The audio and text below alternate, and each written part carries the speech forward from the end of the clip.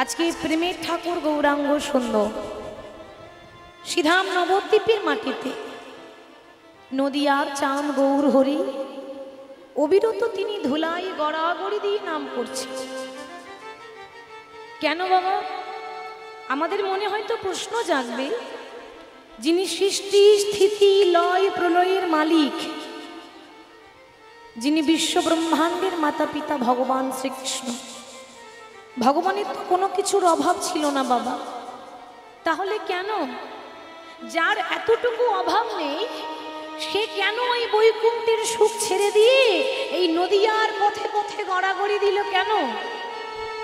একটাই কারণ, আপনাদের মতো ভক্তের চরণ ধুলো অঙ্গে মাখবো বলে।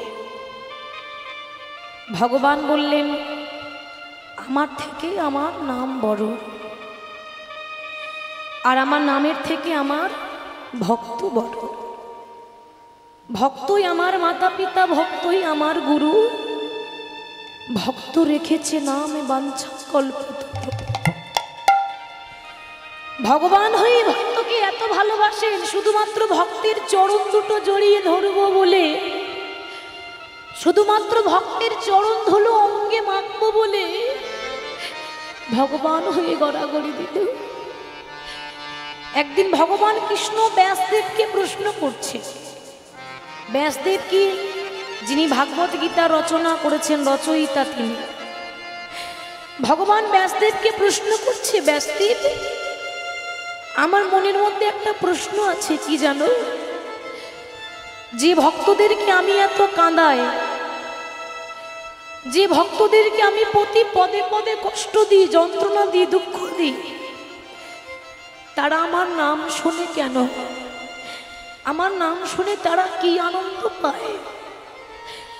ব্যাসদেব বললেন, দয়াময় এ প্রশ্নের উত্তর তো তুমি কোনোদিনও খুঁজে পাবে না।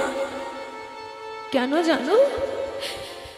যে রসগোল্লা সে কি জানে যে তার স্বাদ? প্রভু, যারা দামি চালের ভাত খায় তারা জীবনেও জানবে না যে 5টা ঘরে ভিক্ষা করে একটা ভিখারির চালের স্বাদ কেমন হয়। সারা জীবন তো সিংহাসনে বসে রইলে, একবার সিংহাসন ছেড়ে নেমে এসো। যেদিন তুমি সিংহাসন ছেড়ে নামতে পারবে, যেদিন তুমি ভগবান হয়ে ভক্তের চরণ দুটো জড়িয়ে ধরতে পারবে, সেদিন জানতে পারবে দয়াময় যে তোমার নাম করে ভক্ত কি আনন্দ পায়নি। তাই গৌর হরি।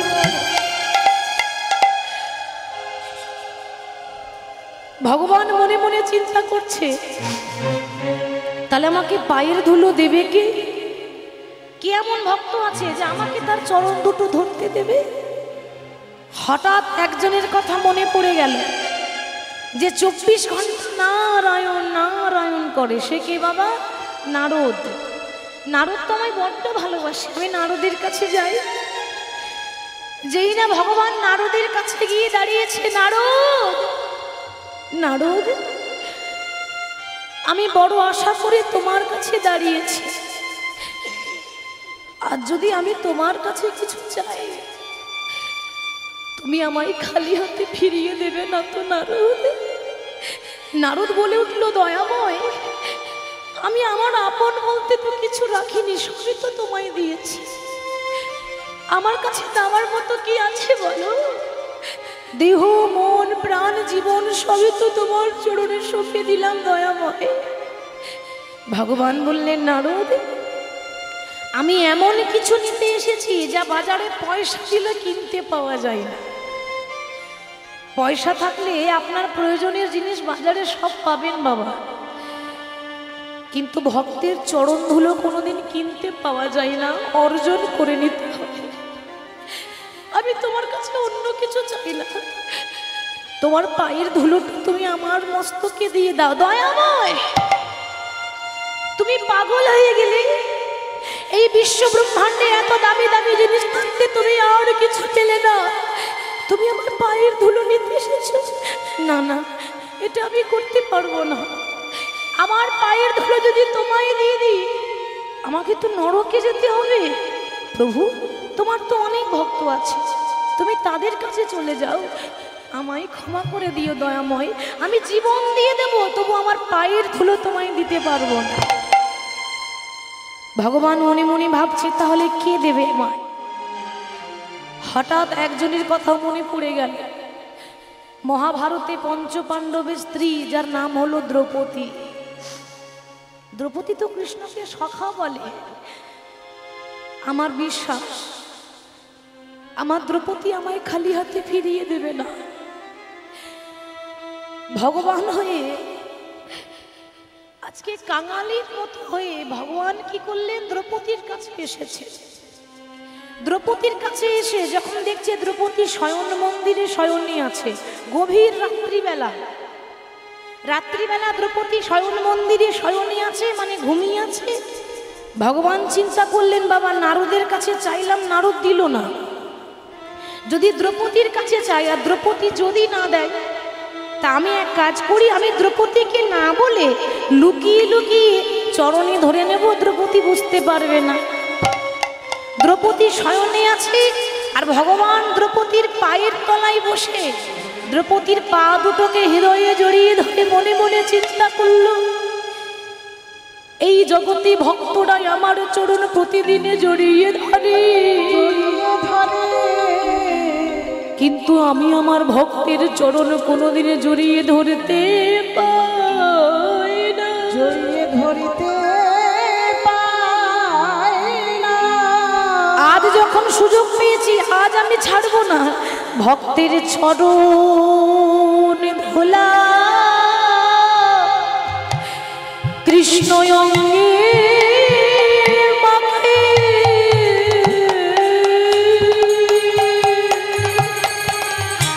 নিতাই গৌর ধুলা।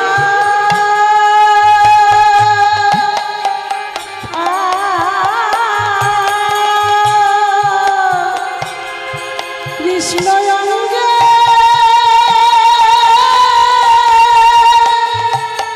অঙ্গে মাখে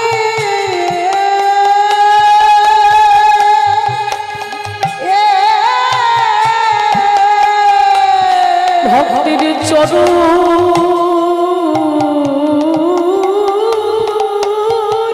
ধুলা। কৃষ্ণ অঙ্গে অঙ্গে মাখে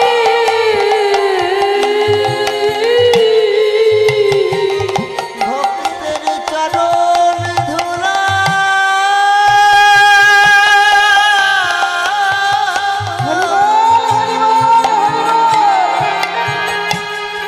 কৃষ্ণ অঙ্গে মাখে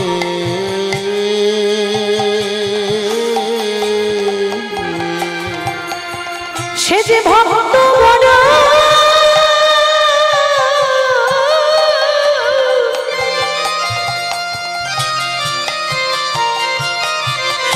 সে যে ভক্ত বড়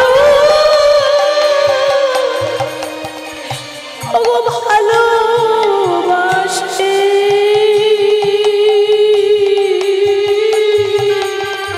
ভক্তের চরণ ধুলা অঙ্গে মাখে, সে যে ভক্ত বড়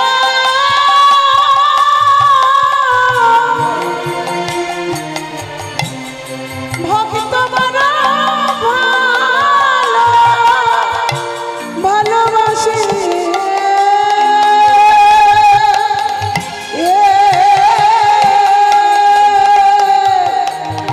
ভক্তের চরণ ধুলা অঙ্গে মাখে।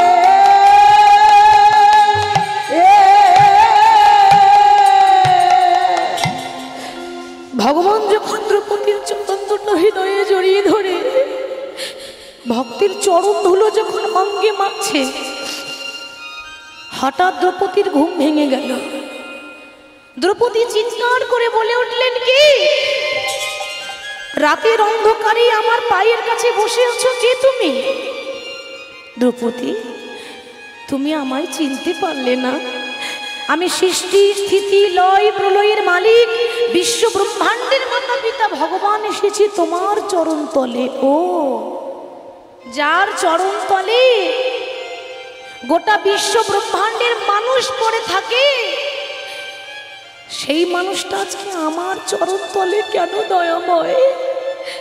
কোনো প্রয়োজন থাকলে তুমি আমায় বলতে পারতে, আমি তোমার কাছে চলে আসতাম। তুমি কেন কষ্ট করে এলে বলো দয়াময়? দ্রৌপদী, আমি ভেবেছিলাম তুমি যদি আমায় না দাও, তাই তোমায় লুকিয়ে লুকিয়ে তোমার চরণ দুটো হৃদয়ে ধরেছি। দ্রৌপদী হাসতে হাসতে বলে উঠল, কৃষ্ণ, আমার চরণের ধুলা যদি মাগবে তাহলে লুকিয়ে লুকিয়ে কেন? একবার বলতেই তো পারতে দয়াময়। নিতাই গৌর হরি বল। দ্রৌপদী, তোমার মনের মধ্যে এতটুকু ভয় নেই? তোমার ভয় করছে না? ভয় কিসের ভয়? আমার চরণের ধুলো মেখে তুমি যদি সুখে থাকতে পারো, আমার চরণের ধুলো মেখে তুমি যদি শান্তিতে থাকতে পারো, তোমার জন্য আমি একবার নয় 100 বার নরকে যেতে রাজি আছি। দ্রৌপদী, কি বলছো তুমি? আমার জন্য তুমি 100 বার নরকে যেতে রাজি আছো? হ্যাঁ দয়াময়। কেন বললাম জানো? যেদিন এই দ্রৌপদীর বস্ত্র হরণ হয়েছিল, আমার 5টা স্বামী দাঁড়িয়ে দাঁড়িয়ে দেখলো, প্রতিবাদ করতে পারলো না। সামনে গুরুজন বসে আছে, এত এত গুরুজনের সামনে একটা নারীর মানহানি হলো, কিন্তু সেদিন বাবা কেউ প্রতিবাদ করেনি। সেদিন বুঝে নিয়েছিলাম দয়াময়, এ জগতে আমার আপন বলতে কেউ নেই তুমি ছাড়া। সেদিন যখন ডাকলাম, হে বিপদ ভঞ্জন মধুসূদন রক্ষা করো, সেদিন তুমি একটা নয়, দুটো নয়, শত শত বস্ত্র দিয়ে এই দ্রৌপদীর লজ্জাটা নিবারণ করেছে। আর সেই দিন থেকে আমি আমার দেহ, মন, প্রাণ, জীবন, যৌবন সব তোমার চরণে দিয়ে দিলাম। তাহলে বলতে পারো দয়াময়, আমার সবই যদি তোমার হলো, তাহলে চরণে দুটো কি ওগো আমার বটে? চরণিতাই গৌর হরি আমার বটে, আমার দেহ মন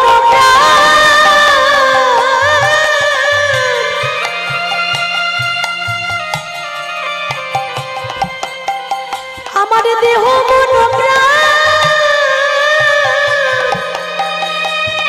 আমি তোমায় দিলাম।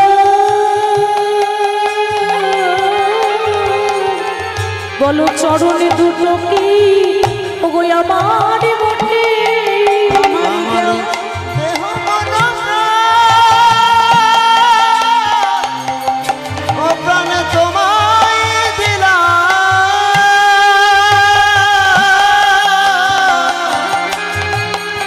তবে চরণে দুটো কি আমার বটে। ভগবান বললেন, দ্রৌপদী তুমি তাহলে আমার কাছে কিছু চাইবে না? টাকা পয়সা গাড়ি বাড়ি? প্রভু, টাকা পয়সা গাড়ি বাড়িও চাই না, আর গজমতি হারও চাই না। এই যে বলছে গজমতি হার, এই গজমতি হারের মধ্যে যদি গজ আর হারটাকে বাদ দেওয়া হয় তাহলে কি থাকবে? মতি। ওই চরণে যেন মতি থাকে। আর কি চাই বলো দয়াময়? আর যদি কিছু চাও, তা তোমার কাছে আমি এই অনাথিনী তোমার কাছে দাঁড়িয়ে আছে, কাঙালিনী হয়ে। কি চাই জানো? যেদিন আমার সেই দিন আসবে, সেই দিন সবারই আসবে বাবা। যেদিন আপনার সেই দিন আসবে, সেদিন সবাই খাবে বিয়ের খাবার, কিন্তু আপনি খেতে পাবেন না। আর আপনার বিয়ের বরযাত্রী আপনার ছেলেরা খাবে। বলো হরি, বলো হরি, বলো হরি। যেদিন আমার সেই দিন আসবে, আমি যদি ইহলোক ছেড়ে পরলোকে যাবার সময় মাঝখানে বৈতরণী নদীটা যদি পার হতে না পারি, তুমি তো সেই কাঙালে ঠাকুর যে সবাইকে হাতে ধরে পার করে দাও। আমিও তোমার কাছে চাই কি জানো, আমার জীবনে নদী নাইয়া রে,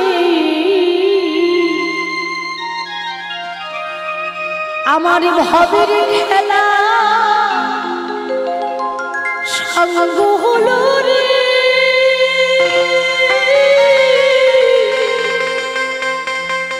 সেদিন পার করি আমার জীবন নদীর নাম, আমার জীবন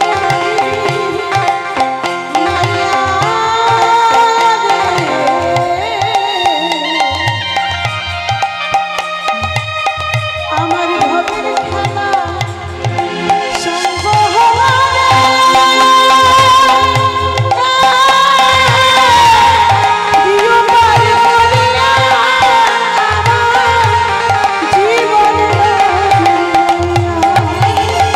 আমার জীবনে নদী তুমি নাইয়া রে, আমার ভবের খেলা সঙ্গ হলো রে। সেদিন পার করি আমার জীবন নদীর নাইয়া, নদীর নাইয়া রে, আমার ভবের খেলা সঙ্গ হলে রে,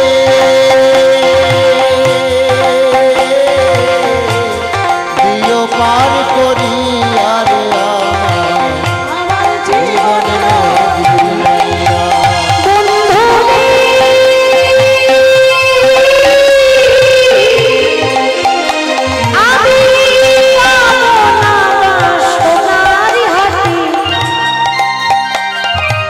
এতদিন বেঁধেছিলাম বাসা, বাসনার হাতে বেঁধেছিলাম বাসা, আমি বাসনার হাতে এতদিন বেঁধেছিলাম বাসা, আমি কামনা বাসনার হাতে বেঁধেছিলাম বাসা, সেই বাসায় আমার আজ ভেঙে গেল রে। দিও পার করি আমার জীবন নদীর নাইয়া, আমার জীবন নদীর নাইয়া রে, আমার ভবের খেলা সঙ্গ হলো রে। দিও পার করিয়া আমার জীবন নদীর নাইয়া। ভগবান বললেন তুমি প্রমাণ করে দিলে যে আত্ম ইন্দ্র প্রীতি ইচ্ছা তারে বলে কাম, কৃষ্ণ ইন্দ্র প্রীতি ইচ্ছা ধরে প্রেম না। যারা ভক্ত হয় তারা গোবিন্দ সুখে সুখী হয়, নিজের সুখের চিন্তা করে না, তুমি প্রমাণ করলে। তাই সেদিন ভগবান দ্রৌপদীর চরণের ধুলো মেখেছিল। যেই ব্রজের বাঁকা কৃষ্ণ, যেই গৌর সেই কৃষ্ণ সেই জগন্নাথ, আলাদা তো কেউ নয়, সেই তো গৌর হয়ে এসেছে। নদিয়ার মাটিতে ভক্তকে সঙ্গে নিয়ে নাম করছে, নদিয়ার মাটি ধন্য। আর আপনারা নদিয়াবাসী, আপনারা ধন্য বাবা। আর আমরা যে বীরভূম জেলা থেকে এই নদিয়ার মাটিতে এসে এই মাটিটা যে স্পর্শ করতে পারলাম, আমরা মনে করলাম আমাদের মানব জননটা ধন্য হয়ে গেল। নিতাই গৌর হরি হরি। শাস্ত্রে বললেন আকাশের শোভা চন্দ্র যেমন, রাতের শোভা তারা, ব্রজের শোভা কৃষ্ণচন্দ্র, নদিয়ার শোভা গোরা।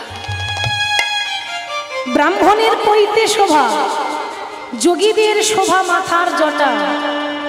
ব্রাহ্মণের পৈতে শোভা, যোগীর শোভা জটা, বৈষ্ণবের তিলক শোভা, নারীর শোভা হলো সিন্দুরের ফোঁটা।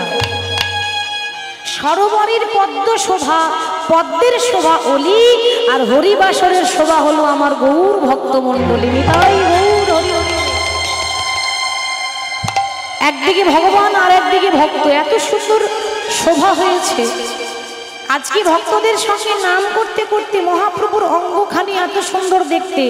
প্রথমেই বললেন হেমশয়ে অতি গোড়া। হেম মানে সোনা, হেম মানে সোনা, কাঞ্চন মানে সোনা, হাটাক মানে সোনা, সোনার অনেকগুলো নাম আছে। গৌর হরির অঙ্গ যেন মনে হচ্ছে একেবারে কাঁচা সোনা মা, যে সোনার তুলনা হয় না। ওগো পিরিতি রতি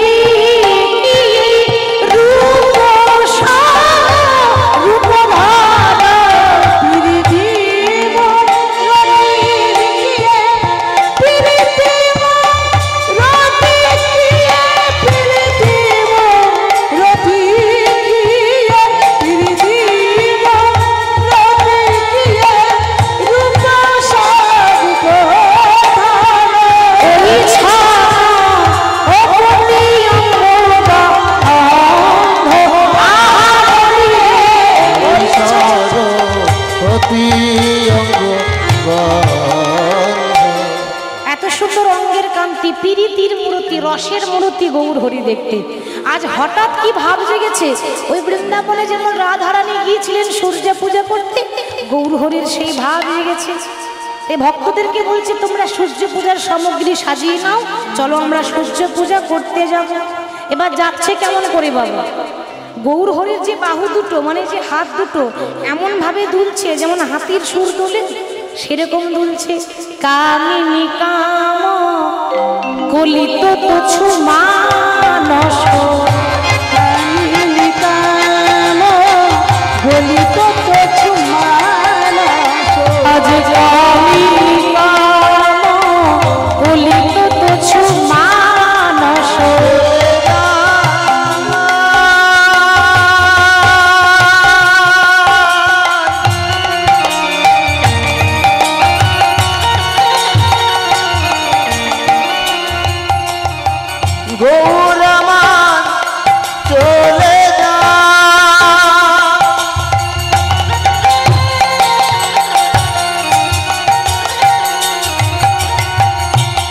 যাই রে